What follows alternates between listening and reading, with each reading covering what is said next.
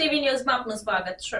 જન્મદિવસ નિમિત્તે રાધનપુરમાં ટીબી નિર્મૂલનના ભીત સૂત્રો લખવામાં આવ્યા। રાધનપુરના આરોગ્ય કાર્યકરના દીકરા શૌર્ય ચિરાગ ચાવડાના જન્મદિવસની અનોખી રીતે ઉજવણી કરવામાં આવી, જેમાં 100 દિવસ સઘન ટીબી નિર્મૂલન ઝુંબેશ કાર્યક્રમ ચાલુ છે। ત્યારે ટીબી નિર્મૂલન ઝુંબેશ સરકારને કઈ રીતે મદદ થવું તેવી ભાવનાથી દીકરા શૌર્યના જન્મદિવસ નિમિત્તે રાધનપુર શહેરમાં ઠેર ઠેર ભીત સૂત્રો લખવામાં આવ્યા, જે અનોખી પહેલ કરી છે। ટીબી હારેગા દેશ જીતેગા, આવો આપણે સૌ સાથે મળી ટીબી મુક્ત ભારત બનાવીએ જેવા અલગ અલગ ભીત સૂત્રો લખાવીને દીકરા ચાવડા શૌર્યના જન્મદિવસની અનોખી રીતે ઉજવણી આરોગ્ય કાર્યકર ચિરાગ ચાવડા દ્વારા કરવામાં આવી હતી।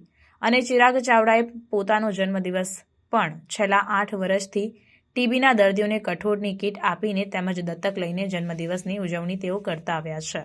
અત્યાર સુધીમાં 255થી પણ વધુ ટીબી દર્દીઓને પોતાના સ્વખર્ચે કઠોળ કીટ આપી ચૂક્યા છે।